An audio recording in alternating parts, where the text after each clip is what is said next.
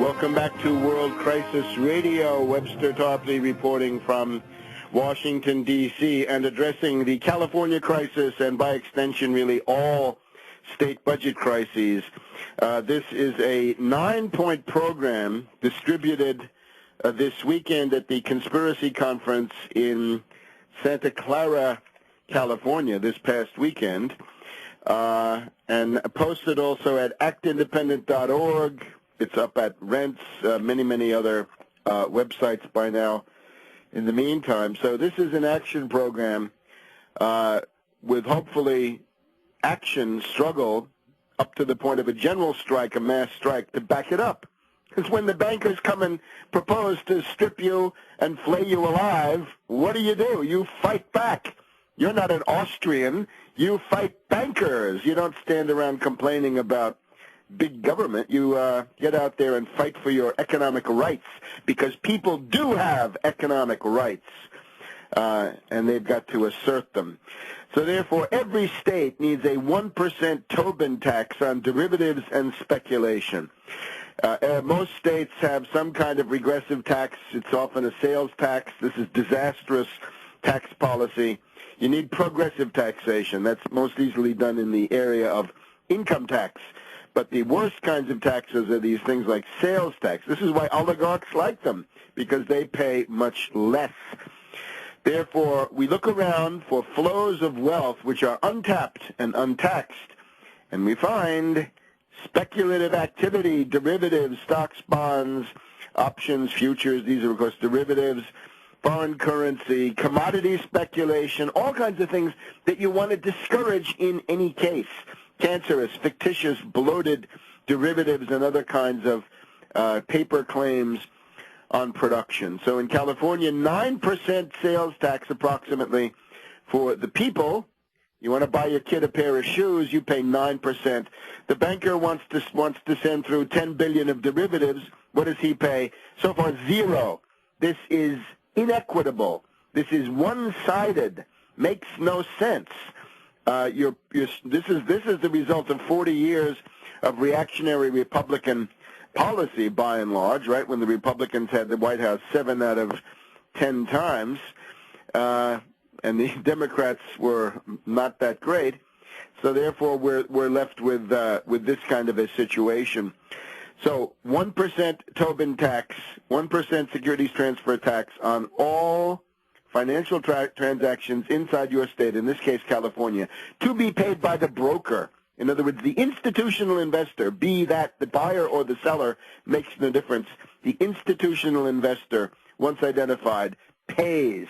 Now, of course, the bankers will howl. The bankers will say, well, we'll leave California. Well, obviously this is one point where it helps to have many states doing it, but no banker is going to deprive himself of the possibility of looting and sacking and exploiting the 8th largest economy in this case. So that's the securities transfer tax. Now, another thing you could do and should consider, foundations. Foundations represent a huge mass of undertaxed wealth, and they are used largely for social manipulation, to cause trouble, to foment racial conflict, to support all kinds of ideologues. We've just had the foundation-funded racist ideologue, Reverend Jeremiah Wright, come back on the horizon this past week. That guy is foundation-funded.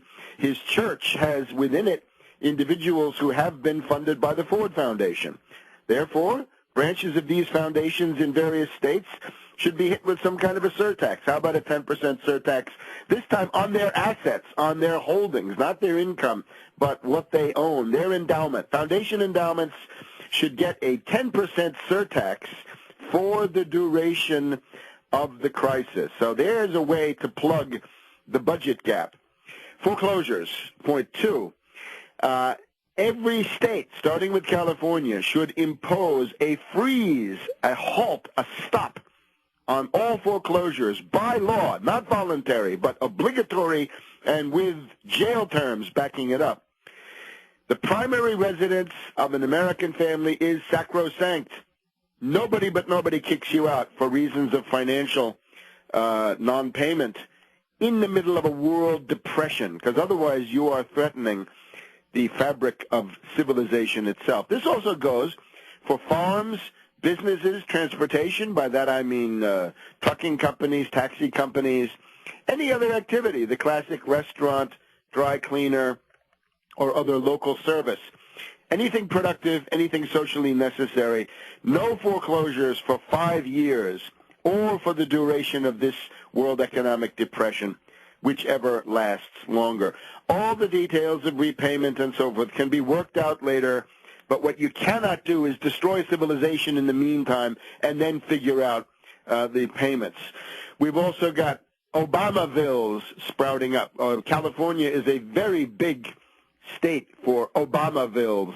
Obamavilles, of course, the tent cities, the new Hoovervilles. What used to be called a Hooverville is now an Obamaville, and they are growing, and they will surpass and eclipse anything that happened under Herbert Hoover, because this blasé elitist in the White House is even less interested in the plight of the American people. Actually, he has an active hostility compared to Hoover, whatever Hoover thought.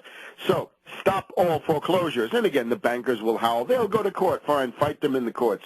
Give, in this case, Jerry Brown. The Attorney General of California is Jerry Brown. Jerry, get out there and fight to stop foreclosures. Okay, take a look at your Catholic social doctrine. It says that property rights are not absolute, but are relative to social responsibility. In other words, social responsibility has got to come in and temper and mitigate that harsh Calvinist stuff about property rights. Now, another thing you can do, how about interest rates? You've got people now who are getting ripped off to the tune of 30% interest on their credit cards as the zombie bankers collapse inevitably into bankruptcy. They're, of course, determined to take as many people with them as they can. So as they go down, what they're doing is jacking up the interest rates on credit cards. Now, once upon a time, before trilateral puppet Jimmy Carter seized the White House with the accompanying damage then done by Paul Adolph Volcker, the other trilateral member who was given control of the Federal Reserve, we used to have something called usury laws. States had usury laws, which would simply say that the maximum interest rate that can be charged on transactions within the state was usually 10%.